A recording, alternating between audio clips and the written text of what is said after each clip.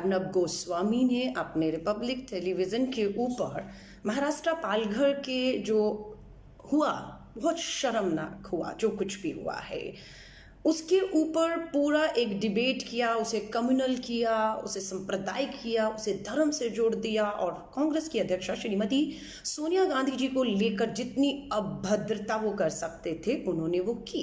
लोग चाहते थे कि पालघर महाराष्ट्र में 3 लोगों को, 3 इंसानों को एक भीड़ ने मार डाला।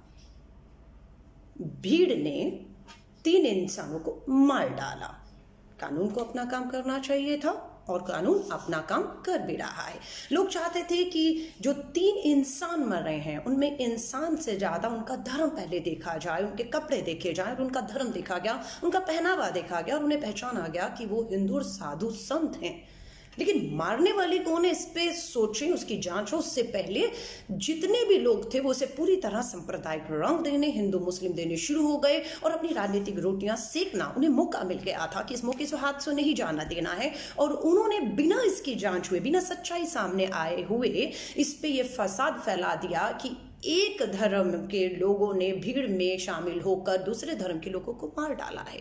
लेकिन सच्चाई सामने आ चुकी है। 101 लोगों के ऊपर एफआईआर दर्ज हो चुकी है और 101 लोग जिन पे एफआईआर दर्ज हुई है, जिन्हें गिरफ्तार कर लिया जा चुका है, वो उसी धर्म के हैं जिस धर्म के ये 3 लोग मार दिए गए हैं।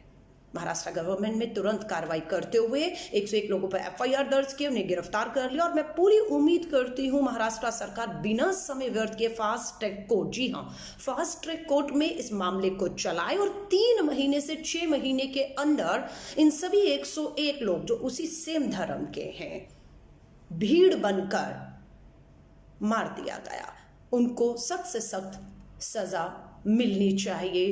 कानून किसी का धर्म, किसी की जाति, किसी की भाषा, किसी का पॉलिटिकल एफिलिएशन बिल्कुल नहीं देखना चाहिए और होनी चाहिए। और उम्मीद है ये कार्रवाई महाराष्ट्र की सरकार जरूर करेगी। अब बात आती है अर्नब गोस्वामी ने बस जैसे ही पता लगा एक मौका हाथ में लगा है, उसे वो जाने नहीं देना चाहते थे, जिसके लिए उन्होंने एक डिबेट बुलाई जिसमें साधु संत और हर एक को बुलाकर बैठा लिया और बिल्कुल एग्रेसिव होकर अर्नब गोस्वामी ने सोनिया गांधी तक के ऊपर गाली गलौज करना शुरू कर दिया। आज सोनिया गांधी जी की उम्र 73 है। इस साल 74 साल की सोनिया गांधी जी पूरी हो जाएंगी।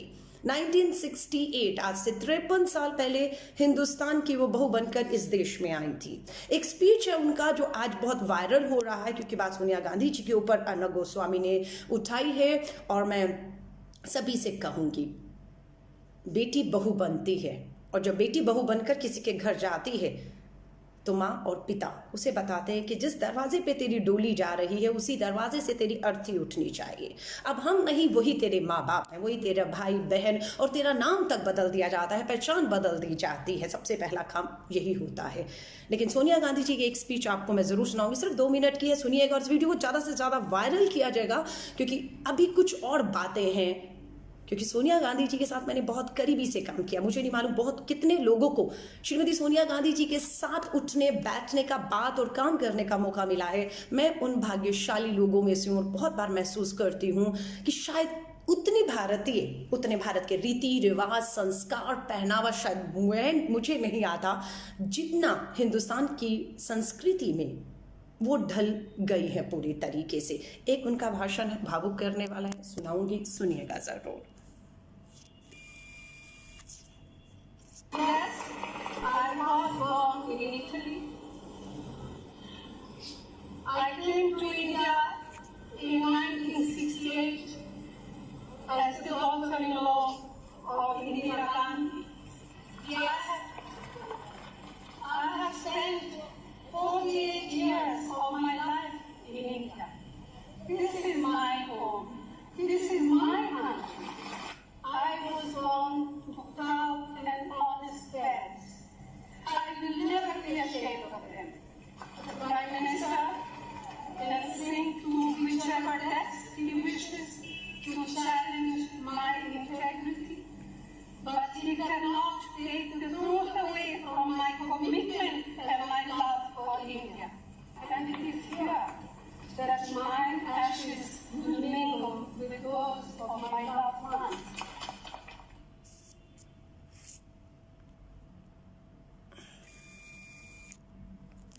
आपने कांग्रेस की राष्ट्रीय अध्यक्षा श्रीमती सोनिया गांधी जी को सुना, क्या कहा उन्होंने कि मैं इटली से भारत की बहू बनकर आई, और 48 साल जब वो भाषण दे रही थी तब 48 साल हुए थे, अभी तो 53 ईयर्स 53 साल 50 साल से ऊपर हो चुके हैं। उन्होंने कहा मैं इस देश में आई, इस देश की नागरिकता उन्होंने ली, और उन्होंने ये कहा इस देश में से अब मेरी जो अंतिम सांस है वो इसी हिंदुस्तान की धरती पर लेंगी। उन पे जितने भी तरह के आरोप लगाए जा रहे हैं, मैं कहती हूँ बहादुर महिला हैं, बहुत से बात हम पर बहुत से बातें की जाती हैं, कीचड़ उछाला जाता है, अभद्र भाषा, हम विचलित हो जाते हैं, लगता है सब छोड़कर भाग जाएं, पर बहादुर महिला है श्रीमती सोनिया गांधी जी। मैं आपको याद दिलाती हूँ, एक बार नहीं बहुत बार उनके सामने चुनौतियां आई। 1968 में जब वो भारत की बहू बनकर हिंदुस्तान में आई थी, शादी को भी 23 वर्ष भी नहीं हुए थे, जी हाँ 23 साल भी नहीं हुए थे। 1991 में श्री राजीव गांधी जी इस देश के लिए शहीद हो गए। उससे पहले 1984 में एक बहू के तौर पर सोनिया गांधी जी इंदिरा गांधी जी के साथ ही रह रही थी और उनकी पूरी देखभाल कर रही थी। जब भी राजीव जी बाहर जाते थे तो अधिकतर सोनिया गांधी जी इंदिरा गांधी जी के साथ रहती थी। और 1984 में जब इंदिरा गांधी जी के ऊपर हमला हुआ जिसमें उनकी जान भी चली गई, तब उनके साथ कोई था तो श्रीमती सोनिया गांधी जी थी। उन्हें अपनी गोद में लिया, अस्पताल की तरफ दौड़ी और वहां इंदिरा जी ने अंतिम सांस ली। डर गई थी सोनिया गांधी जी, इसमें कोई दो राय नहीं है। बहुत बातें होने लगी 1984 में, और सबसे ज्यादा संघ भाजपा के लोगों में एक उत्साह इस तरीके का था कि शायद अब, क्योंकि राजीव जी का राजनीति में इंटरेस्ट नहीं था बिल्कुल भी, और सोनिया जी कभी नहीं चाहती थी कि राजीव जी हिंदुस्तान की राजनीति में कदम रखे, खासतौर से 1984 इंदिरा जी के असैसिनेशन, हत्या के बाद। भाजपा में जश्न होना स्वाभाविक था, उनको लग रहा था कि उनकी राह का कांटा निकल गया है। लेकिन 1984 में इंदिरा जी के बाद राजीव जी को मनाया गया, सोनिया जी के मना करने के बावजूद, क्योंकि उन्हें चिंता थी, उनके सामने उनके इंदिरा जी ने प्राण त्यागे थे और राजीव जी की भी जान को खतरा था, उनके परिवार को खतरा था, उन्हें ऐसा लगने लगा था। लेकिन पूरी कांग्रेस ने एकजुट होकर राजीव गांधी जी को प्रधानमंत्री की शपथ दिलाई और वो 1984 इंदिरा जी के बाद देश के प्रधानमंत्री बने। लेकिन सोनिया जी ने साथ नहीं छोड़ा, पूरी अफवाहें फैला दी गई 1984 के बाद कि अब राजीव जी का राजनीति में इंटरेस्ट नहीं है, सोनिया गांधी जी ने राजनीति में आने नहीं देना चाहती। अब राहुल जी की उम्र 14 साल थी और प्रियंका गांधी की उस समय उम्र 12 साल थी। ये अब देश छोड़कर, देश का सारा खजाना देश को लूट कर भाग जाएंगे। ये उस समय जो है अफवाहें फैलाई जाती थी संघ और भाजपा के द्वारा कि बदनाम किया जाए, नहीं ये भागने वाले हैं, लेकिन वो भागे नहीं। राजीव जी ने जिम्मेदारी ली, देश की बागडोर अपने हाथों में ली, और उसके बाद जो किया राजीव जी ने, उसे सोनिया जी को भी देखकर गर्व होने लग गया कि युवाओं में जो है 21वीं सदी की बात करना, कंप्यूटराइजेशन का दौर लाना, पंचायती राज लाना, महिलाओं के लिए आरक्षण लाना, और बहुत सी क्रांतियां राजीव जी ने जब लानी शुरू की तो सोनिया गांधी जी का भी विश्वास जो है वो वापस आने लग गया और वो ताकत बनकर राजीव जी के साथ खड़ी होगी। पर कुछ ही साल में दूसरा टेन्योर मिलता, उससे पहले 1991 में राजीव जी भी इस दुनिया से चले गए। उस समय राहुल जी की उम्र लगभग 20 साल और प्रियंका जी की उम्र 18 साल रही होगी। फिर वही दोबारा अफवाहें फैलाई गई संघ भाजपा के, उनको लगा एक बार फिर उनके राह का कांटा निकल चुका है, और ये कहा गया कि अब ये सोनिया गांधी अपने बच्चों को लेकर देश का खजाना लूट कर देश से भागने वाली है। फिर यह अफवाह फैलाई गई दूसरी 84 के बाद 91 में, पर ऐसा हुआ नहीं, ऐसा नहीं हुआ। ये सच्चाई है कि सोनिया गांधी जी ने इंदिरा जी और एकदम राजीव जी कुछ ही 7-8 साल के बीच में दो बड़े हादसे हुए, दो बड़ी शहादतें हुई, और जिससे वो स्वाभाविक है, एक माँ थी, अकेली रह गई थी, एक डरना स्वाभाविक था। हिंदुस्तान की राजनीति किस तरफ जा रही थी, उन्होंने अपने आप को हिंदुस्तान की राजनीति कांग्रेस से पूरी तरह से 1991 के बाद काट लिया, और पूरी तरह अपनी घर गृहस्थी और भाजपाई पूरे 7-8 साल तक संघ के लोग अफवाह फैलाते रहे कि ये भागेंगी, जाएंगी, पर ऐसा हुआ नहीं।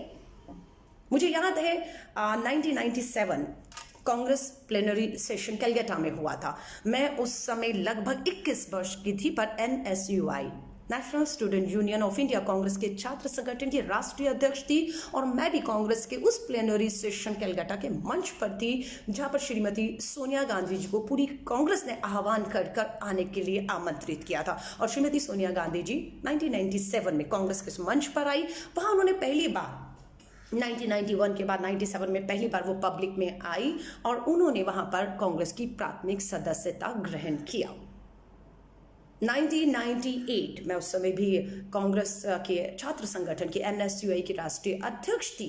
वो जो दौर था कि कांग्रेस बिल्कुल नीचे की तरफ जा रही थी, संगठन का कुछ पता नहीं था, देश की सरकारों में पता नहीं कितने प्रधानमंत्री जो है वो एक के बाद एक बदल रहे थे, अस्थिरता का दौर था। और उस समय श्रीमती सोनिया गांधी जी से 1998 में कांग्रेस की कमान संभालने के लिए कहा गया, क्योंकि देश के लिए कांग्रेस का एक रहना, कांग्रेस का मजबूत रहना बहुत जरूरी था। और कांग्रेस को एक रखने का काम, मजबूत करने का काम और आगे ले जाने का काम अगर कोई कर सकता था तो वो श्रीमती सोनिया गांधी जी। ये कांग्रेस की एक विश्वास था। मैं उस दौर में NSUI राष्ट्रीय अध्यक्ष थी, इसलिए बहुत करीबी से उस सारे घटनाक्रम को मैं देख रही थी। और सोनिया गांधी जी ने उस समय मान लिया, तैयार हो गई कि मैं कांग्रेस की जिम्मेदारी लेने को तैयार हूं, बट चुनाव के माध्यम से। लोगों ने कहा चुनाव की जरूरत नहीं है, आप बस कांग्रेस के अध्यक्ष पद ले लीजिए। लेकिन उन्होंने चुनाव के माध्यम से कांग्रेस का पहली बार 1999 के अंदर कांग्रेस की 1998 में कांग्रेस के अध्यक्ष बनने का फैसला किया और चुनाव हुआ। कांग्रेस के भीतर चुनाव हुआ और जतिन प्रसाद उत्तर प्रदेश के बहुत कद्दावर नेता थे कांग्रेस के, उन्होंने कांग्रेस की अध्यक्षा सोनिया गांधी जी के सामने नामांकन दाखिल किया। चुनाव हुआ कांग्रेस के अंदर और श्रीमती सोनिया गांधी जी कांग्रेस की अध्यक्ष चुनकर आई। लेकिन जतिन प्रसाद जी का क्या हुआ? सोनिया गांधी जी की एक खुली सोच का ही नतीजा था कि उन्होंने कहा जतिन प्रसाद जी, आपके पास एक लंबा अनुभव है, कांग्रेस की आपने सेवा की है, मैं चाहती हूँ कि आप उनकी मेरी टीम में रहेंगे, सोनिया गांधी जी ने कहा। और जतिन प्रसाद जी ने इसे माना और कांग्रेस की अध्यक्ष श्रीमती सोनिया गांधी जी बनी। और जतिंद्र प्रसाद जी उस समय वाइस प्रेसिडेंट कांग्रेस के चुने गए। 99 का चुनाव आ गया। अब श्रीमती सोनिया गांधी जी के पास था कि आपको कांग्रेस का तो अध्यक्ष का चुनाव आपने लड़ा, चुनकर आई, आपको लोगों ने मत वोट दिया, जिताया। अब आपको देश का भी चुनाव लड़ना चाहिए। चाहे तो अपर हाउस में वो रह सकती थी राज्यसभा से, लेकिन नहीं, उन्होंने चुनाव लड़ना चुना और अमेठी से 1991 का पहला चुनाव लड़ने के लिए गई। तब क्या हुआ? क्या रास्ता आसान था सोनिया गांधी जी के लिए? नहीं, बिल्कुल आसान नहीं था। 1991 में जब उन्होंने 1999 में जब पहला चुनाव अमेठी से नामांकन दाखिल किया तो दूसरा नामांकन उन्होंने कर्नाटका के बल्लेरी से भी फाइल किया। ये पहला चुनाव था श्रीमती सोनिया गांधी जी का। फिर संघ और भाजपा को लगा, 84 में लगा था कांटा निकल गया, नहीं निकला। 1991 में उनको लगा कि राजीव जी के जाने के बाद कांटा निकल गया, लेकिन कांटा नहीं निकल रहा था। अब सोनिया गांधी जी आ गई हैं जो पूरी कांग्रेस को एक रखते हुए चुनाव के मैदान में खड़ी थी। श्रीमती सोनिया गांधी जी, और उस समय मैं याद करती हूँ स्वर्गीय आदरणीय श्रीमती सुषमा स्वराज जी को भाजपा और संघ ने सोनिया गांधी जी के सामने खड़ा करने के लिए अपनी सबसे कद्दावर नेता श्रीमती स्वर्गीय सुषमा स्वराज जी को चुना। सुषमा स्वराज जी को लगा अमेठी तो शायद संभव नहीं हो पाएगा क्योंकि कांग्रेस का एक गढ़ रहा है, लेकिन बेल्लेरी से, कर्नाटका से उन्होंने श्रीमती सोनिया गांधी जी के सामने चुनाव लड़ने की चुनौती को स्वीकार कर लिया। और इस बात को उन्होंने कहा, अगर गूगल करेंगे, कि अगर वो चुनाव हार जाती हैं, अगर सोनिया गांधी जी चुनाव जीतती हैं और प्रधानमंत्री बन जाती हैं, उन्हें ऐसा लग रहा था, तो वो अपना सर मंडवा देंगी और वो जमीन पर सोएंगी। बहुत बड़ी घोषणा उन्होंने की थी कि अगर वो चुनाव हारी तो वो अपना सर, सुषमा स्वराज जी ने कहा, सर मंडवा देंगी और जमीन पर सोएंगी। और नतीजा क्या आया?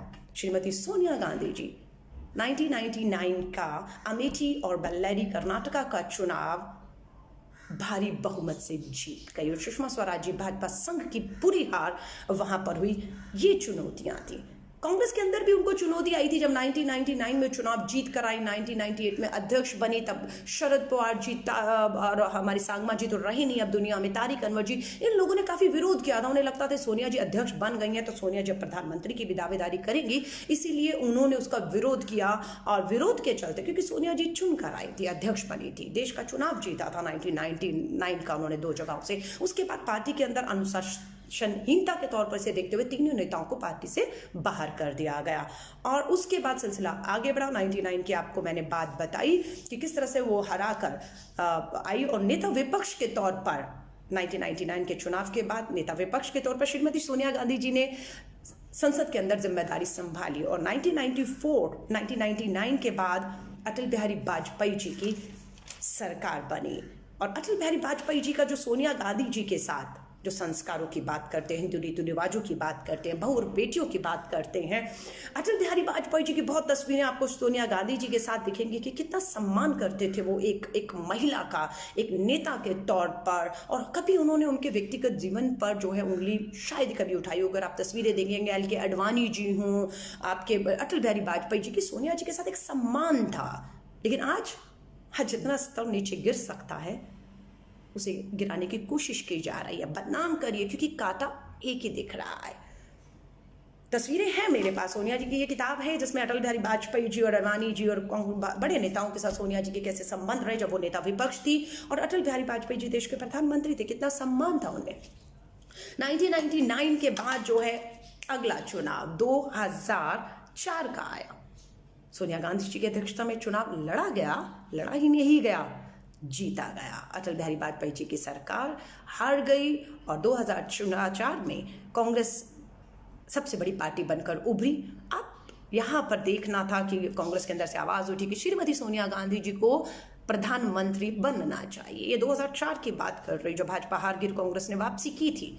अब फैसला सोनिया गांधी जी को करना था। पूरी कांग्रेस चाहती थी कि सोनिया गांधी जी के नेतृत्व में चुनाव लड़ा गया है और ये वापसी उनकी वजह से संभव हुई है। 7 साल 8 साल के बाद वो वापसी हुई थी पीवी नरसिम्हा राव जी की सरकार के बाद। तो सोनिया जी को पदभार संभालना चाहिए, पर सोनिया गांधी जी ने भावुक एक भाषण दिया और सबकी बात को सुना और फैसला लिया कि नहीं, मैं प्रधानमंत्री नहीं बनूंगी।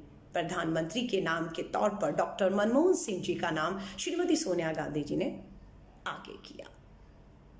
ये त्याग श्रीमती सोनिया गांधी जी में है। ये बलिदान इंदिरा जी और राजीव जी के बाद हिंदुस्तान की ज़मीन से जुड़े रहना और इस तरह के भाषण जो आपको मैंने शुरू में सुनाए हैं कि उन्होंने कहा है, मुझे गर्व है अपने माता पिता के ऊपर जिन्होंने मुझे जन्म दिया। 1968 में मैं वहाँ से भारत बहू बनकर आई और आज मैं अपनी पूरी ज़िंदगी 50-53 साल मैंने दिए हैं और अब मेरी यहीं पर जो है मैं चाहती हूँ वो अंतिम सांस ले। 73 साल की हो चुकी हैं।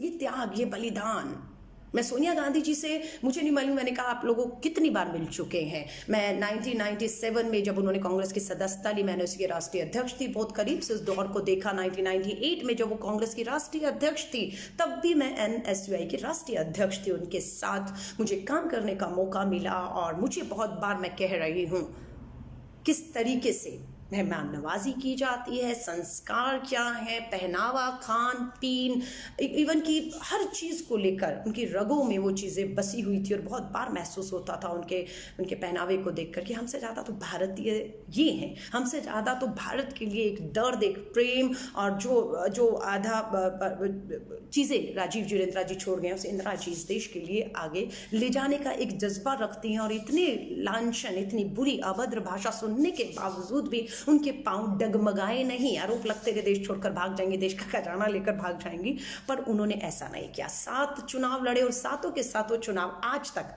श्रीमती सोनिया गांधी जी हारी नहीं है। चाहे वो अमेठी हो, रायबरेली हो, बेल्लेरी से चुनाव लड़ा हो, 99 का, 2004 का, 2008 का, 2014 का, 2019 तक का चुनाव सोनिया जी लड़ी, लोकतांत्रिक तरीकों से लड़ी और जीतती आई। सलाम है इस महान महिला को, श्रीमती सोनिया गांधी जी को। ये भाजपा के रास्ते का रोड़ा बन चुकी हैं, इसलिए उन्हें मंजूर नहीं है। आज देश में किसकी सरकार है? आज अगर कहीं हिंसा हो रही है या देश की सब चीजें बर्बाद हो रही हैं, मीडिया चीख रहा है, अर्नब गोस्वामी जैसे लोग चीख रहे हैं, तो दोषी कौन है? किसकी जिम्मेदारी, किसको कार्रवाई करनी है? नहीं, कांग्रेस। सोनिया गांधी कांग्रेस के अध्यक्ष, क्या वो देश के प्रधानमंत्री हैं? अगर उनके कांग्रेस के गठबंधन से महाराष्ट्र में सरकार चल रही है तो श्रीमती सोनिया गांधी जी ने महाराष्ट्र के मुख्यमंत्री से बात करके इस बात को सुनिश्चित किया कि ये जो घटनाएं हुई हैं ये बिल्कुल शर्मसार हैं, कड़ी से कड़ी कार्रवाई होनी चाहिए, और कड़ी से कड़ी कार्रवाई हुई। 101 लोग अरेस्ट कर लिए जा चुके हैं और मैं मांग कर रही हूँ कि बिल्कुल 3 महीने के अंदर फास्ट ट्रैक कोर्ट करके इन्हें सजाएं मिलने चाहिए। ये सोनिया गांधी जी के बारे में। सोनिया गांधी जी जब यूपीए की नेता थी, प्रधानमंत्री पद नहीं लिया 2000, उसके बाद 2004 के बाद 2009 में जब दोबारा सरकार कांग्रेस का दोबारा 200 से 208 सीटें आई, तब भी मौका था, श्रीमती सोनिया गांधी जी को वापस कहा गया कि आप देश की प्रधानमंत्री बने, लेकिन नहीं, उन्होंने दोबारा डॉक्टर मनमोहन सिंह जी को ही प्रधानमंत्री बनने को कहा। लेकिन यूपीए के नेता के तौर पर उन्होंने राइट टू इंफॉर्मेशन, सूचना का अधिकार कानून लाने में पूरी ताकत लगाई जो आया भी। उन्होंने फूड सिक्योरिटी, गरीबों के लिए खाद्य सुरक्षा, फूड सिक्योरिटी बिल लेकर आई, वो कानून लेकर आई।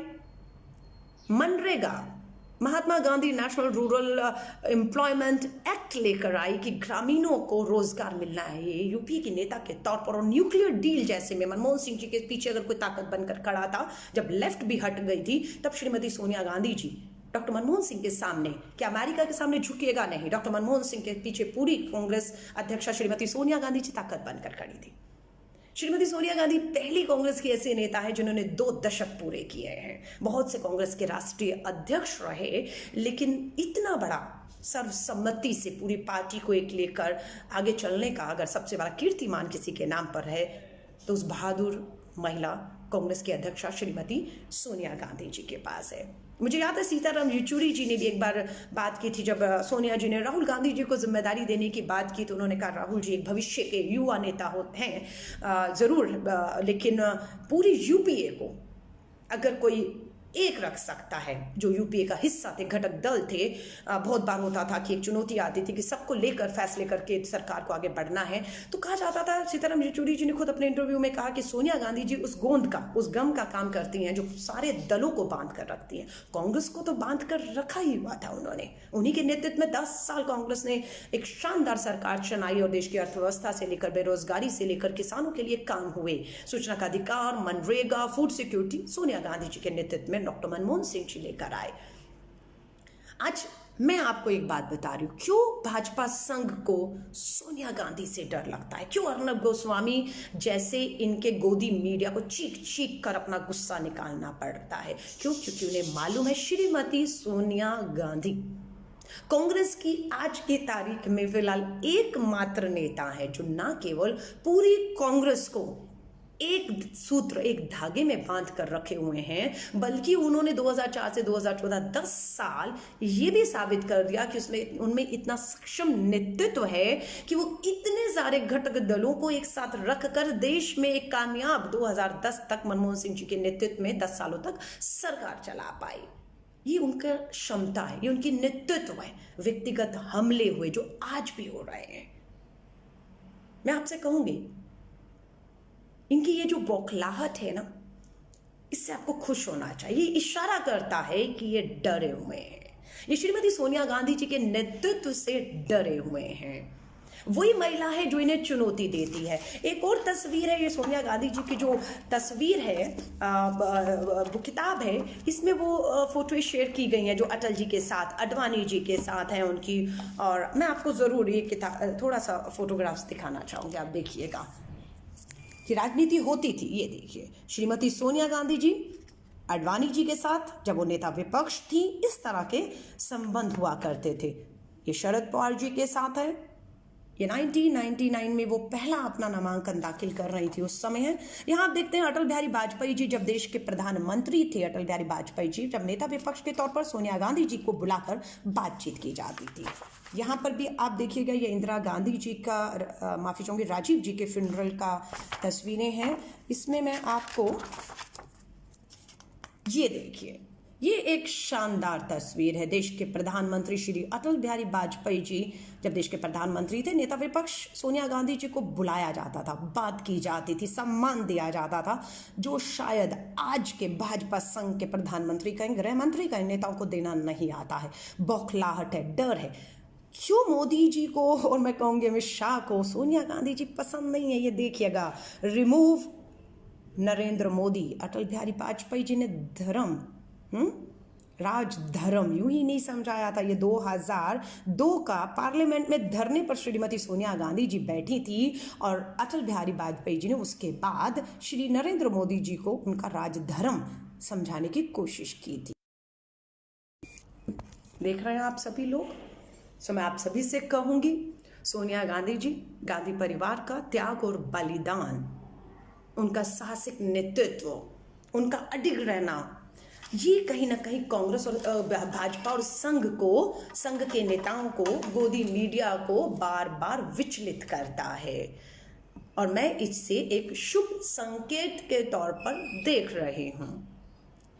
कांग्रेस का त्याग, कांग्रेस का बलिदान और गांधी परिवार ही एक ऐसा सूत्र, एक ऐसा धागा है जो कांग्रेस को एक रखते हुए, देश के घटक दलों को जो कांग्रेस की, गांधी की विचारधारा पर यकीन करते हैं, उनको एक रखते हुए, देश को एक रखते हुए तरक्की और उन्नति पर आगे ले जा सकता है और आज की सरकार को चुनौती दे सकता है, जो मात्र धर्म के नाम पर नफरत, जहर पूरा जो है बर्बाद करके सिर्फ अपनी सत्ता की रोटियां सेकना चाहता है। तो मैं आप सभी से कहूंगी, 2000 के करीब लोगों ने, कम से कम, मुझे मालूम नहीं कितनी देर से मैं बोल रही हूँ, आप लगातार मुझे सुन रहे हैं और उम्मीद करती हूँ आप कांग्रेस के वो सिपाही हैं जिन्होंने कांग्रेस का साथ और उसकी विचारधारा को कभी नहीं छोड़ा है। इस कांग्रेस का गांधी परिवार हो, कांग्रेस की विचारधारा, कांग्रेस का साथ हो, मत छोड़िएगा, क्योंकि देश का भविष्य अगर किसी के भी हाथ में सुरक्षित है तो हाथ कांग्रेस का हाथ है। और गांधी परिवार से इनका यूं डरना, कभी प्रियंका गांधी जी पर हमला, कभी राहुल गांधी जी पर हमला, कभी सोनिया गांधी जी पर हमला, ये इनकी मात्र बौखलाहट का नतीजा है, क्योंकि वो इन्हीं से डरते हैं, क्योंकि यही वो गांधी परिवार और लोग हैं, गांधी परिवार के, जो पूरी कांग्रेस को एक सूत्र में बांध कर लगातार इस देश की लड़ाई को, चाहे गरीब की हो, किसान की हो, बेरोजगारी की हो, अर्थव्यवस्था की हो, से लेकर आगे बढ़ रहे हैं। तो मैं आपसे कहूंगी, अर्नब गोस्वामी, अरेस्ट अर्नब गोस्वामी का हैशटैग ट्विटर पे चलाया जा रहा है और मैं बिल्कुल कहूंगी, ऐसे लोगों की दुकानें जो हैं, रिपब्लिक टीवी, अर्नब गोस्वामी, जो जहर, नफरत और देश को इस तरीके से जो है नफरत में झोंक रहे हैं, इनकी दुकानें बंद होनी चाहिए, इनके लाइसेंस रद्द होने चाहिए, इनके ऊपर कार्रवाई करते हुए इन्हें अरेस्ट करना चाहिए। ये किसी व्यक्ति का नुकसान नहीं कर रहे। इन्होंने जो सोनिया गांधी जी पर अर्नब गोस्वामी जी ने कहा है, अर्नब गोस्वामी ने कहा है, माफी चाहूंगी, जी निकल गया क्योंकि वही संस्कार कभी कभी छलक जाते हैं। फिर वो कह रही हूँ, ये व्यक्ति की बात नहीं, ये देश की बात है, देश को एक रखने की बात है। आज हम कोरोना वायरस से लड़ रहे हैं, लेकिन उस कोरोना वायरस पीछे छूट गया ऐसा लग रहा है। उस लड़ाई में टेस्टिंग का पता ही नहीं हो रही है, नहीं हो रही है, लेकिन पूरा सांप्रदायिक हिंदू मुस्लिम कोई मौका हाथ से नहीं जाने दे रहे हैं, कोई भी मौका हाथ से नहीं जाने दे, और सारा फ्रस्ट्रेशन श्रीमती सोनिया गांधी जी पर उतारा जा रहा है। मुझे गर्व है कि मुझे याद है 2007 में, 1997 में तो जब वो प्राथमिक सदस्यता सोनिया गांधी जी ने ली थी, 98 में कांग्रेस की अध्यक्ष पहली बार वो बनकर आई थी, तब मैं एनएसयू की राष्ट्रीय अध्यक्ष थी। इसलिए बहुत बार किस्मत वाली हूँ कि सोनिया गांधी जी के साथ काम करने का, उनके साथ बात करने का, मिलने का मुझे बहुत बार मौका मिला। और 2007 में मुझे याद है जब सोनिया गांधी जी ने अपनी ऑल इंडिया कांग्रेस कमेटी की टीम का गठन किया था, उस समय 2007 की कांग्रेस कमेटी का जब गठन किया और राहुल गांधी जी पहली बार सक्रिय राजनीति में कांग्रेस के महासचिव बनकर आए थे, तो प्रेस कॉन्फ्रेंस में मैं भी बैठी थी और यकीन नहीं कर रही थी कि कांग्रेस की अध्यक्षा श्रीमती सोनिया गांधी जी ने ऑल इंडिया कांग्रेस कमेटी का ऐलान करते हुए मुझे उसमें जगह दी। और 2007 में दिल्ली से मैं अकेली महिला कांग्रेस की, ऑल इंडिया कांग्रेस कमेटी की राष्ट्रीय सचिव के तौर पर सोनिया जी के टीम में उनके साथ काम करने का मुझे मौका मिला। और 2011 तक लगातार मैंने श्रीमती सोनिया गांधी जी के साथ उनकी टीम में राष्ट्रीय सचिव कांग्रेस के तौर पर काम किया। उनकी सोच, उनकी विचारधारा, उनको संघर्ष करते हुए, और उनसे बहुत बार निराश होते थे, हताश होते थे, राजनीति छोड़ने को करता था, तो उनकी तरफ देखते थे कि उन्होंने जितना सुना है, झेला है, सहा है, और इतना कुछ उनके सामने हो गया, फिर भी वो डटी रही, छोड़ा नहीं उन्होंने, और हम फिर एक बार हिम्मत मिलती थी और आगे बढ़ जाते थे। तो मैं उन भाग्यशाली में से हूँ जो सोनिया गांधी जी को बहुत करीबी से जानते हैं, और उनके लास्ट शब्द हमारे कानों में रहेंगे कि इस देश की मैं बहू बनकर आई हूँ, जिस दरवाजे से हिंदुस्तान की संस्कृति, रीति रिवाज, धर्म कहता है कि इस दरवाजे में डोली आई है, अर्थी भी वही सूटेगी। और सोनिया गांधी जी ने कहा कि मेरी अंतिम सांस, आज 74 साल की हैं, 53 साल उनको हिंदुस्तान में आए हुए हो गए हैं, संघ उन्हें कभी नहीं अपनाएगा, हमें परवाह भी नहीं है संघ कितना महिला विरोधी है।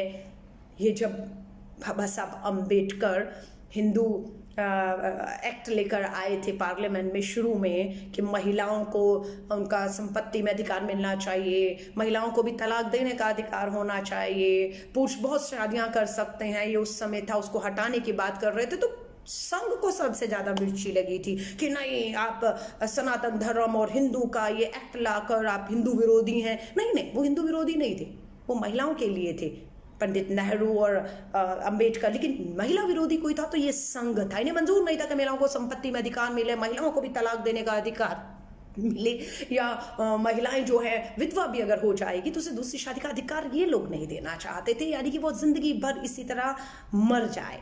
तो ये संघ की सोच वहां से यहाँ तक आई, इसलिए कोई हैरान होने की किसी को कोई जरूरत नहीं है। और मैं एक बार फिर से श्रीमती सोनिया गांधी जी के जज्बे को सलाम करती हूँ और कांग्रेस के एक कार्यकर्ता को कहूंगी, डटे रहिए, खड़े रहिए श्रीमती सोनिया गांधी जी के साथ, क्योंकि वही एकमात्र ऐसी नेता हैं जो कांग्रेस पार्टी को एक रखते हुए, समान विचारधारा की पार्टियों को एक रखते हुए, इस देश को एक रखते हुए आगे बुलंदियों पर ले जा सकती हैं। 74 साल की है, मैं उनकी लंबी और स्वस्थ आयु के लिए कामना करती हूँ कि वो बिल्कुल इसी तरह स्वस्थ रहें, कांग्रेस का नेतृत्व उनके हाथों में रहे और वो इसी तरह हमें मार्गदर्शन देती रहे ताकि हम देश की समस्याओं से लड़ते हुए इस देश को एक रखते हुए आगे ले सके।